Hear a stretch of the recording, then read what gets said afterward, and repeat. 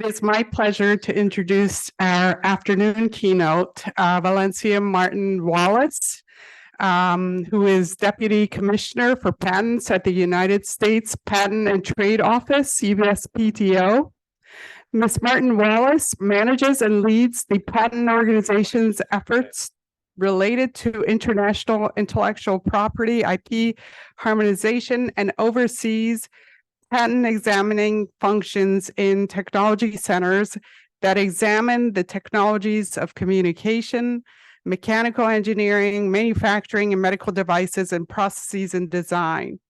Regarding international IP harmonization, she specifically provides executive leadership on international patent legal issues and various work sharing efforts with international partners.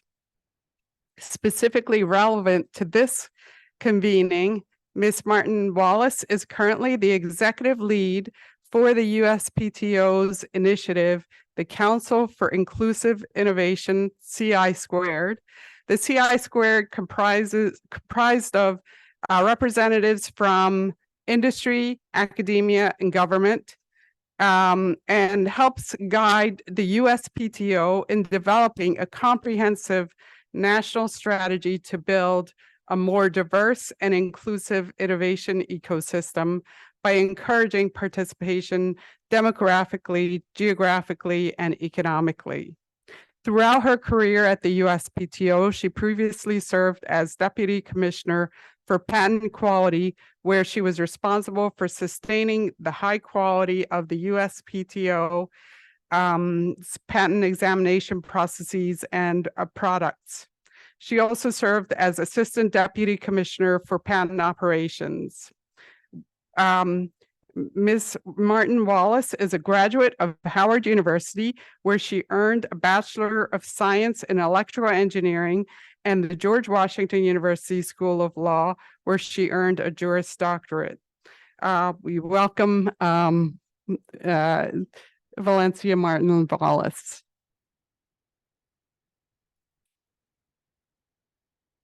You have slides? You have, yeah. It's not going forward. So that's okay. I can just speak from it because we have to shorten it. Yeah. And we'll Sorry about can that. Just get the I'll go slides. find out. Yeah. Sorry. Oh, sure, no problem. Good afternoon, everyone. First, let me apologize because I do have a flight out of here for an event that I have to attend.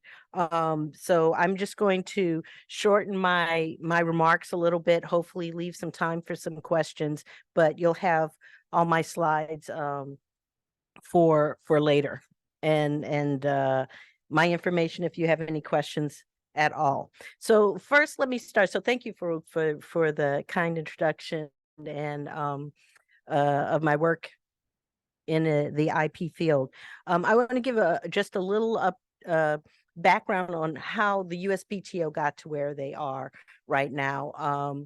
So back in 2019, so for those who have not heard this and those who have, just a reminder, in 2019, Congress passed the Success Act, mandating that the USPTO work with the SBA to look into the,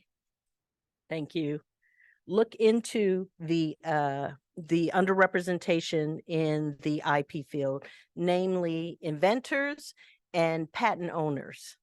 And the report that came out of that showed what we already knew, that women are not properly represented, neither are people of color, veterans, or the disabled. So what the USPTO decided to do from that was a series of initiatives to develop collaborations, develop better training and awareness for all sectors of our nation, and to work with other organizations in the sector of our innovation community, which is where the Council for Inclusive Innovation came from. I'm proud to say that the council came together with all sectors of the innovation community represented at all levels. We have CEOs of large industry. We have a CEO of a small industry, and who's also a professor at Rutgers, Javier Diaz, Dr. Javier Diaz, who is on our council and a huge asset. We have university presidents as well as government officials. NSF is represented. We have nonprofit organizations. Maybe I should be doing this myself.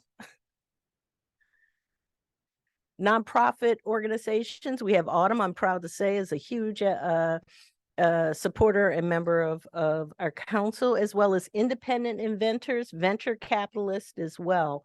And the reason that I spent a little more time going through that list is because in order to help resolve, solve, and move forward from this horrible issue of not being represented properly in the innovation ecosystem, we have to have the right council together, a diverse council, an outspoken council who will give their opinions to get to the right solutions. So of the groups that I've mentioned, all those minority groups and women are represented in this council. And that's, I think, pivotal to moving the needle. So I want to go next into a few of the programs that have come out of that council. So they've met. Our chair is the Secretary of Commerce, Gina Raimondo. Our vice chair is the Undersecretary and Director of the USPTO, Kathy Vidal. We also have represented several groups that you know and work with very well. NSF is a huge part of our organization, and Dr. Ponch is a very outspoken member of our council. We have EDA, Economic Development Administration, the Minority Business Development Administration. NIST is represented, copyright is represented, SBA is represented for the same reason. We have to resolve this issue. We have to make sure that all of government is represented in the solutions as well, because the USPTO does a great amount of work for what we have the authority for. But granting trademarks and patents is only one piece of this entire journey. And it's a huge piece when you get to it, but also in other ways, it's just the beginning. So organizations like EDA, MBDA, NSF are pivotal to making sure that inventors and innovators get to the point of a product and monetization, not just for our nation, but for themselves as individuals. So back to the programs, one of the programs that we have that I would like you to take back to your students and your colleagues is our innovation internship program. A lot of the conversation today has been about making sure that you get to IP protection, but you get to the market, you stand up a startup, and part of standing up that startup is making sure that you have the right people in place. You have a business mind there, not just the science mind there. So this internship program is for undergraduates. It's for juniors and seniors. It's a 2-year program where you work for the USPTO as a government employee, part-time during the school year and full-time in the summers, learning about every aspect of innovation, not just about trademarks and patents, but about the legal aspects about it, the marketing aspects, the business aspects about it. And it's not open to just science and engineering students. It's open to business students. It's open to marketing students, because it takes that entire group and more in order to be successful. And we have to work in another theme that I enjoyed hearing about today is collaborative work. It's not just one piece of the puzzle that will get you there. You have to make that full picture with all pieces. Another program that we have running through CI Squared is our first time filer expedited examination pilot. This is really for the pro se small independent inventors, micro entity status. This is to help them get their application examined quicker. And hopefully what that will mean is getting a patent granted quicker and getting to market quicker.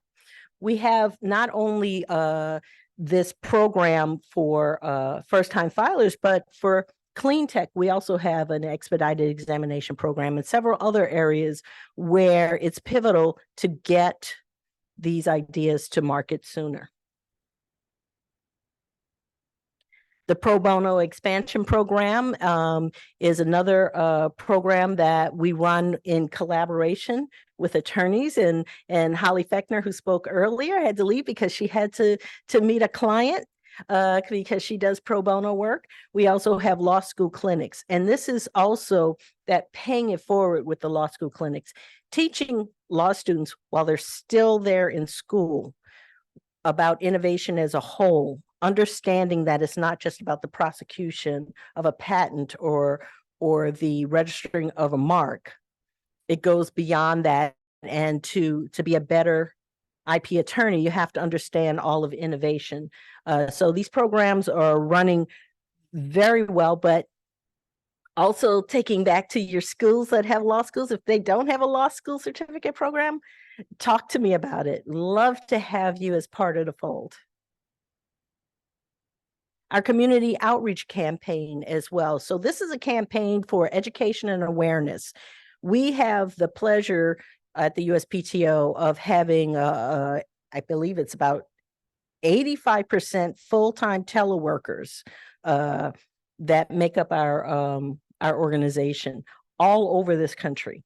So you have all of these areas where we have these individual experts in intellectual property.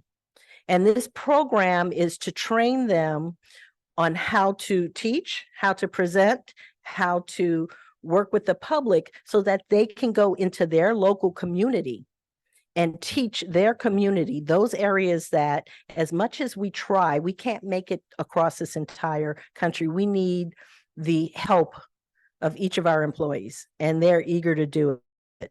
So this one is launching right about now. We'll be announcing it publicly soon, and we would love to have our IP champions come into your school and teach more about IP. Once again, if you go onto our webpage, you can see exactly how to get in touch with the people who are leading that program.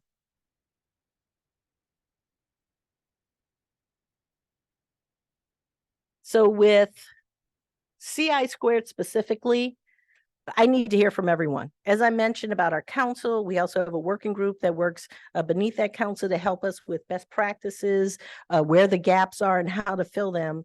I need to hear from everyone, and I especially need to hear from the academic community as to what's necessary, what's needed from the USPTO.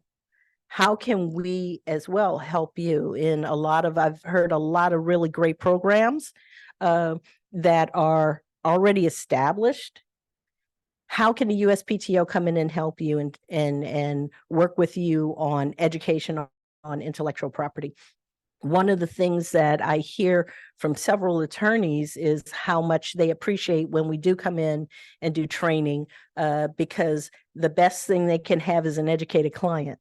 Someone who's not struggling with them, because as it should be, an inventor is very protective of their ideas and what they do. And to have an attorney come in and tell them you have to cut this and cut that and you have to change it is a very personal thing. But once they have a better understanding of the patent process and the trademark process and the copyright process, it's a lot easier to work with them. So I want to talk to you about some of the other innovation programs that we are running through the USPTO. For specifically on innovation and diversity and equity, we have an inventor and entrepreneur resource pages. We have programs as well as a lot of training, not only on intellectual property, but also, as I mentioned, this is a whole of the innovation community issue that needs to be addressed.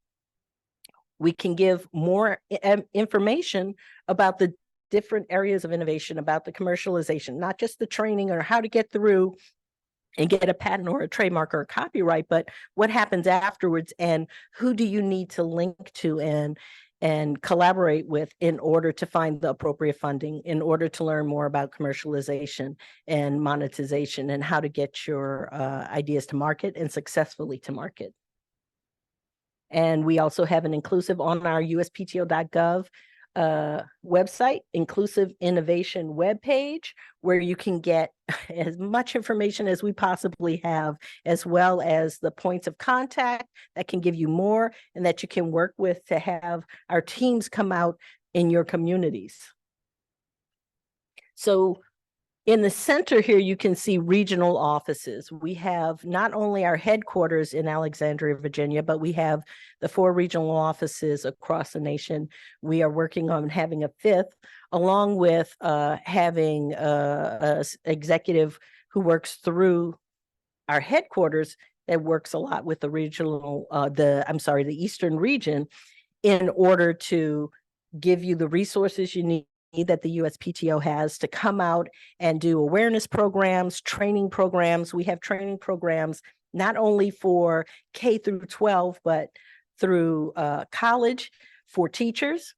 As I mentioned, we can't be everywhere, so we go out and we train teachers who are with their students every day on intellectual property so they can impart that to them at all ages. We have training programs for independent inventors and for pro ses as well. So at every stage, we're able to give that intellectual property value training, not just on patents, not just on trademarks, but the 3 types of patents, right? We have plants, we have design, we have utility. Everything isn't for just the rocket scientists.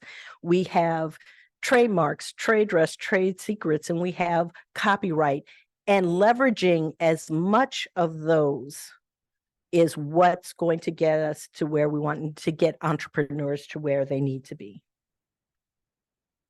We also have a women's entrepreneurship program where we have successful women entrepreneurs that sit on a panel with our undersecretary and discuss what their best practices are, what got them to where they are, also to teach them about the gaps and what to avoid as you're going through this journey. We also have a mentoring program where we've gone into partnership with the IP Owners Association, where those participants who come out to our panel discussions for our WE programming, their names, if they're interested in mentoring, are sent to the IPO, the IP Owners Association, where they're matched with some of their members for mentoring on entrepreneurship. So some more of that training I was telling you about, the Patents Office does what we call a START training, and it's really designed to help those inventors who get stuck at the very beginning. The worst thing you can possibly have is a combination of technology and law to get you lost in the process. It is, and I'm sure you've all seen the application process where just one slip of putting the information in the wrong box gets that application sent right back to you, and you're stalled out from the beginning. Just imagine what a pro se goes through when they see that. So we have this programming where we walk through how to fill out the application, what every box means, what's the legal aspect of it, and what to do if you do it wrong. It doesn't mean that you're no longer eligible for for a patent. It means you just have to start over again. So part of that program is Customer Ambassador Pilot, where we have ambassadors at the patent office where if something seems slightly off, we track everything. So, you know, if an application came in, had a flaw, went back to the applicant, and we don't hear anything, the ambassador emails or calls that person and asks, do you need help? And actually walks through the process with them at every stage. So an ambassador will take that person on for the life of the prosecution of that application to make sure that they are getting what they need, that they have the full understanding, and hopefully what that means is at the end, a patent granted.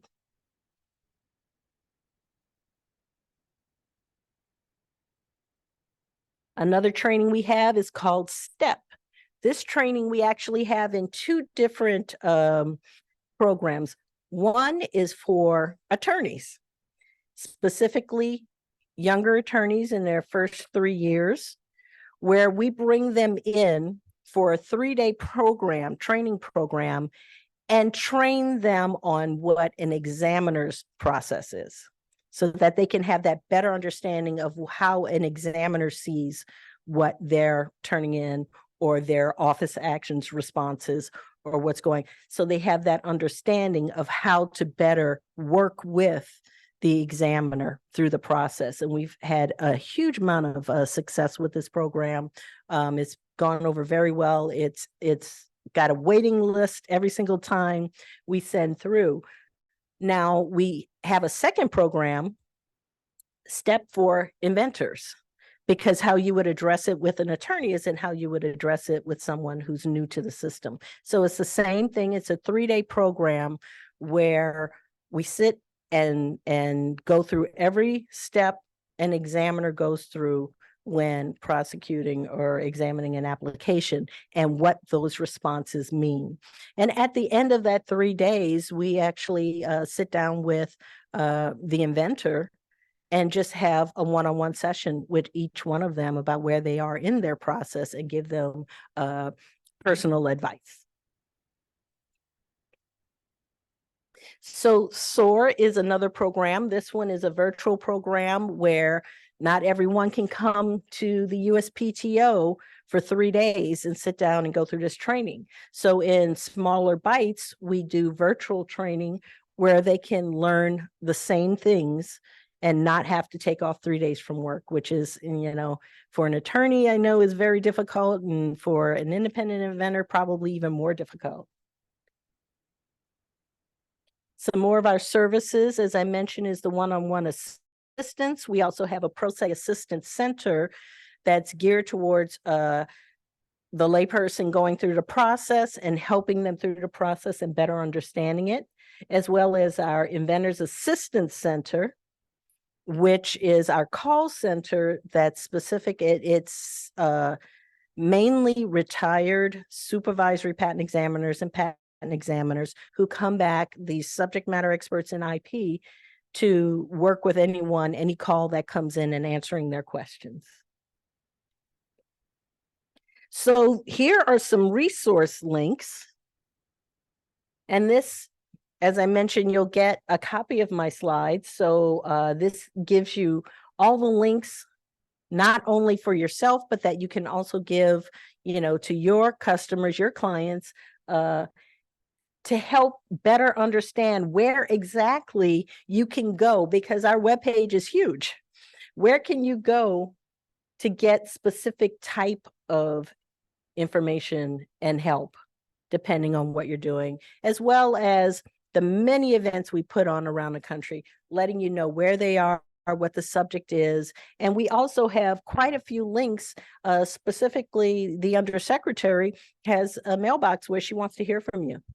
And I promise you, she reads every single one of them, because the ones that are in my area land right in my mailbox to answer. And then she'll come back and ask me, have you answered it yet? Have you talked to that person yet?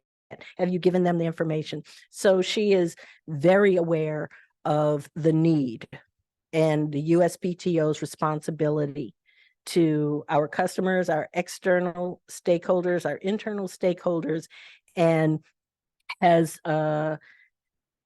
spent a huge effort on her own, as well as charging me and many others within the USPTO with making sure that no one in this country doesn't know about the USPTO. And that's a huge one, right? Know what the USPTO does, what our mission and vision is, and how to get a patent, how to get a trademark, how to get a copyright, even though it's not in our office, and how to get help once you get that patent and a trademark, which is all of what we spoke about today. And I had an amazing day today, and I'm so happy. Thank you so much for inviting me in to hear, as well as to share and to let you know about what we're doing at the USPTO as well. So I think I have a few more minutes. I don't know if anyone has any questions. Yes.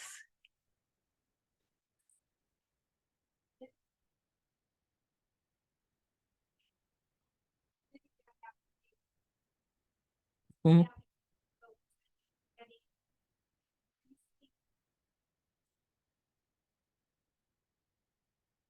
You know, it fluctuates depending for one, it depends on the technology area. You know, if you're trying to get a patent on a cardboard box, the newest best cardboard box, it's going to go pretty quickly, maybe about 8 months.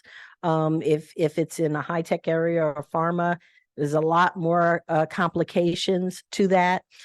So we can range anywhere from, I'll start with a first action on the merits from a couple of months to 14 months, depending on the technology area that you're in.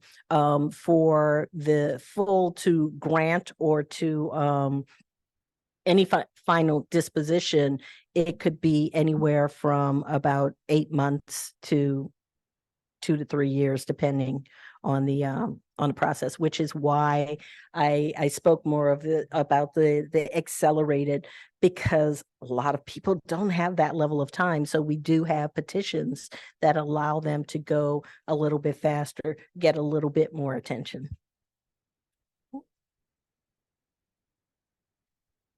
Yes. Thank you.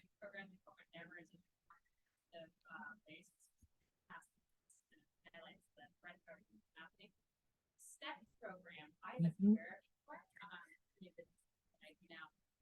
Fantastic program. Have you considered using that course as a technology transfer profession as well, or using technology transfer profession?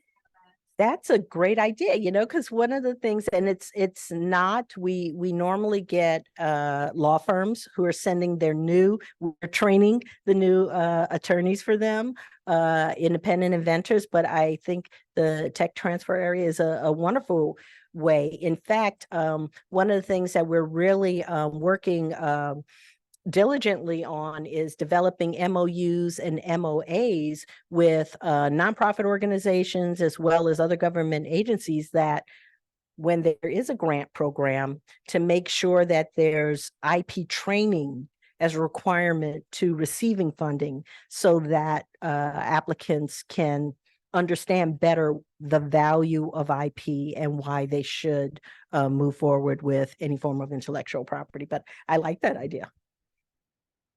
I think we're going to be talking.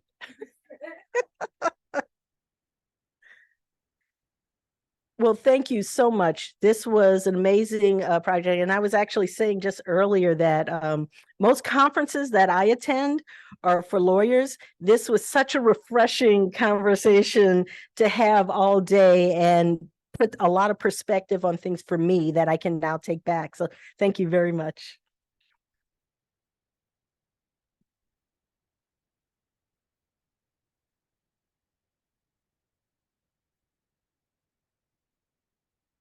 Well, thank you, Valencia, for sharing the wealth of information and resources that are available through the USPTO for all of us who are engaged in the innovation ecosystem. Really appreciate it, and look forward to getting more engaged in the activities. So we are at break right now, and we'll get back promptly at 3:15. Thank you.